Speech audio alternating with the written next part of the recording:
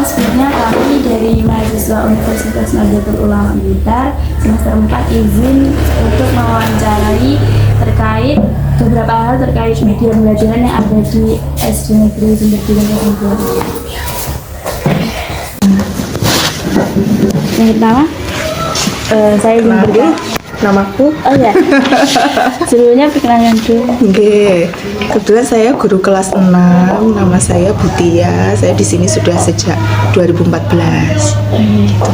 Ini nanti yang ditanyakan terkait apa? Media pembelajaran. Media di kelas saya. Ya, yang digunakan sehari-hari. Seberapa sering Ibu menggunakan media pembelajaran dalam proses belajar mengajar? Iya, kalau dihitung dalam kurun waktu, biasanya dalam 1 minggu itu bisa 2 kali gitu. Ya. Terus Sering.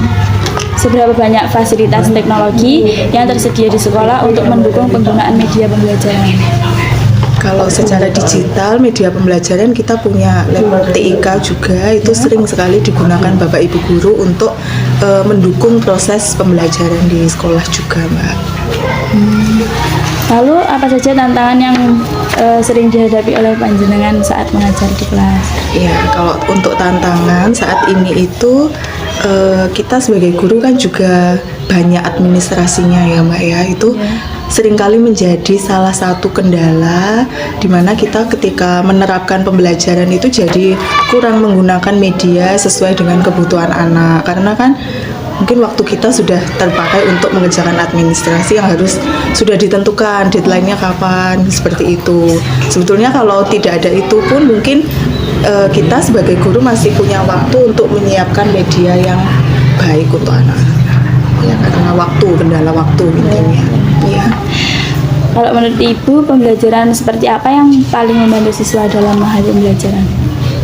Ya, kembali ke media itu tadi. Siswa itu biasanya lebih paham ketika dia itu terlibat langsung dan menerapkan media, pakai media seperti games juga, games edukatif itu. Saya merasa hal-hal seperti itu cukup membantu siswa dalam memahami suatu materi, berbeda dengan yang cuma kita ceramah seperti itu. Kalau dalam proses pembelajaran itu, apakah siswa terlihat antusias saat menerima materi dan belajar? Maksudnya ketika menggunakan media? Iya, kelihatan sekali anak-anak lebih antusias. Jadi lebih antusias ketika menggunakan media atau ada gamesnya gitu. Apakah selama ini sudah menggunakan alat bantu atau media tertentu dalam pembelajaran? Bisa diceritakan? Sudah beberapa. Memang yang paling sering itu kita pakai YouTube, media YouTube atau games edukatif itu kan ada ya Mbak ya, kita cari di internet. Sekarang sudah pakai ChatGPT juga, banyak sekali ide-ide. Memang seringnya yang dipakai adalah yang berbasis teknologi yang digunakan. Ya. Kalau alat bantu yang ideal untuk digunakan di kelas itu menurut Ibu yang seperti apa? Alat bantunya ya media ajar seperti itu yang sudah media ada aja. Dengan gambar-gambar kayak gitu, poster-poster seperti itu Mbak. Apakah ada materi pembelajaran dirasa sulit untuk diajarkan tanpa bantuan media tersebut atau media tertentu? Iya, kalau saya merasa itu pembelajaran yang mereka itu harus lihat langsung gitu, seperti IPAS, IPAS tentang tata surya gitu kan. Mereka harus membayangkan, bertanya-tanya, itu yang mungkin bikin mereka bingung sehingga membutuhkan media untuk mereka tahu konkretnya itu seperti apa begitu. Kalau respon siswa terhadap pembelajaran ketika menggunakan gambar, video atau alat peraga biasanya itu responnya seperti apa? Ya seperti tadi ya, kembali lagi ya, mereka sangat kelihatan antusias gitu Mbak, lebih antusias, lebih semangat juga. Mereka penasaran habis ini mau ngapain lagi ya gitu, pokoknya mesti tanya-tanya gitu loh.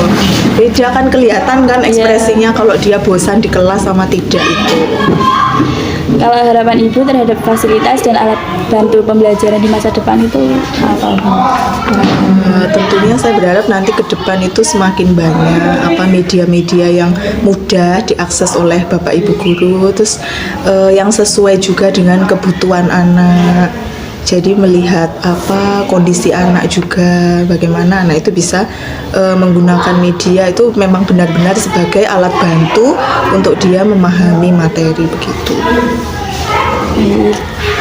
Lalu apa yang biasanya membuat siswa cepat bosan saat belajar di kelas?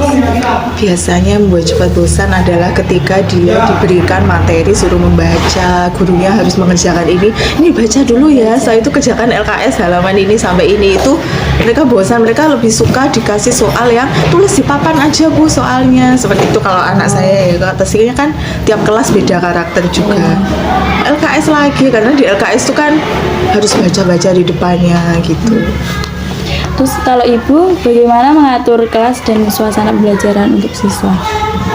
Bagaimana mengatur kelas? Iya, dan suasana. Mengkondisikan. Ya, biasanya ya pembiasaan seperti biasa.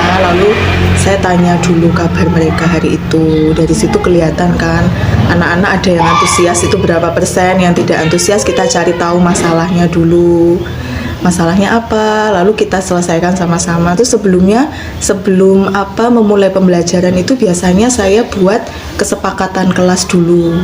Jadi kesepakatan kelas, ada aturan-aturan yang harus dipatuhi, itu nanti melibatkan siswa dulu. Biasa saya bagikan kertas kecil-kecil itu.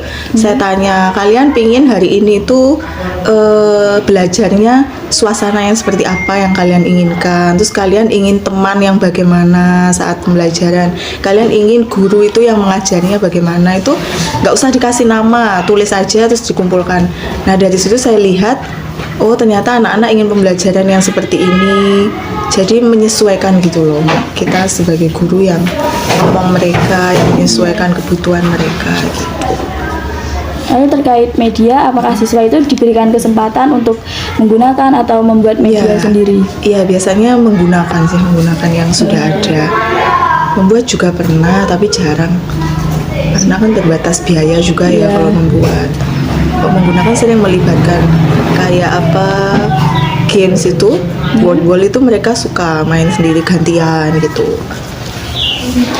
Lalu apakah ibu menggunakan media yang berbeda untuk siswa yang memiliki kecepatan belajar yang berbeda-beda? Selama ini belum sih Mbak. Jadi tapi sebetulnya yang baik kayak gitu, dibedakan sesuai dengan kemampuan.